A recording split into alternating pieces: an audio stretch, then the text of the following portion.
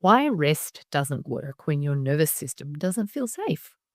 If you've ever taken time off, slept more, meditated, booked that holiday, done the breath work, and still felt wired, restless, guilty, or strangely exhausted, then this video is for you.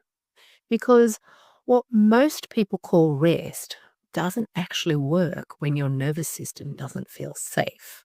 And if you're a high achiever, then this is probably the missing piece of the puzzle. Now, let me say this clearly because a lot of people blame themselves for this. If you struggle for rest, it's not because you're bad at resting. It's because your body doesn't experience resting as safe. So here's what usually happens. Tell me if it sounds familiar. You finally stop working. You sit down, you lie down, you take the break that everyone told you to take. It might be a holiday. And instead of relief, your mind speeds up, your body feels agitated, your chest feels tight, you feel uneasy or flat or irritated or suddenly exhausted in a way that even sleep doesn't fix. So, logically, you conclude, no, I don't know how to rest. Something's wrong with me. I must need more discipline. But that's not what's happening. Your nervous system isn't failing you, it's doing its job that it has been trained to. So here's the truth that this most productive of cultures that we live within has never taught you. Rest is not an activity.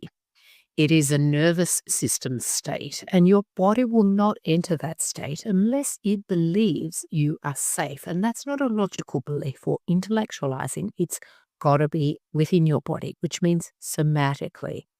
Now, many high achievers grew up learning that safety came from being useful, being capable, being productive, being low maintenance, being needed. So your nervous system learned something very early. Stillness equals danger. Slowing down equals risk. Not because anyone explicitly said that, but because when you slowed down, the attention disappeared, the support disappeared, the approval disappeared, or you felt exposed or unseen or alone with feelings no one helped you to regulate. So your system adapted. It learned to stay alert, to stay ahead, to stay useful, to stay in motion. That adaptation once protected you, but now it's costing you your capacity to truly rest. So, this is why telling a dysregulated nervous system to relax is like telling a smoke alarm to calm down while the fire is still burning. Your body is saying, I don't feel safe enough to switch off yet. And instead of listening, we try to override it with techniques, more meditation, more supplements, more routines, more self improvement books, which just adds another layer of pressure. So let's reframe this. If rest doesn't work for you, the question is not, how do I rest better? The real question is, what does my body need in order to feel safe enough to rest? The answer to that changes everything. Now, safety is not just created by stopping. Safety is created by predictability, permission, and presence. And for many high achievers, rest feels unsafe because you don't trust that things will be okay if you stop. And your worth is still linked to your output, and your nervous system expects consequences for slowing down, or historically, rest meant being aligned with those unprocessed emotions. So the body keeps on going, not because it wants to sabotage you, but because the body believes that vigilance equals survival. So here's something important. When your nervous system has lived in high alert for years, rest can initially feel worse, not better. Because when the noise stops, the signals come out. And without safety, those body signals can feel overwhelming. So your system says, let's go back to what works. Let's stay busy. Let's stay productive. And we mistake that for a personal flaw, but it isn't. It's just conditioning. So what actually helps?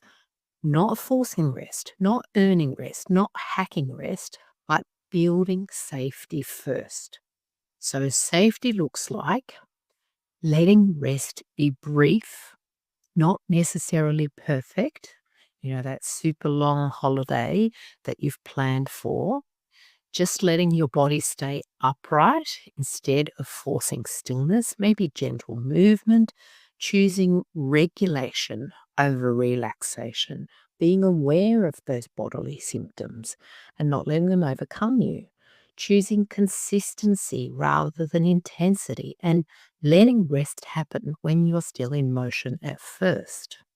So sometimes safety looks like just sitting with your feet on the floor or taking your shoes off and going out on the grass, breathing slowly while looking around the room, noticing what's solid, what's present, what's okay, not disappearing into silence, not just trying to drop in, just being here. When safety comes first, rest follows naturally. Not because you've tried harder, but because your body finally believed you. So, this is why so many capable people burn out, even while they're doing all the right things. They're resting on the surface while their nervous system is still in survival mode. And you cannot out discipline that. You have to listen to it. Now, if this resonates, I want you to hear this. You don't need more willpower. You don't need better routines, and you don't need to fix yourself. You need safety in your body. And that's the work that I guide people through now, helping high achievers move out of survival, inner chaos, and into calm clarity and self-trust without forcing themselves to collapse first, which is kind of where I got to. So I'm really using my lived experience to help others. Now, if this video landed, watch the next one. Why high achievers feel guilty when they rest, because it'll connect that emotional layer underneath this pattern.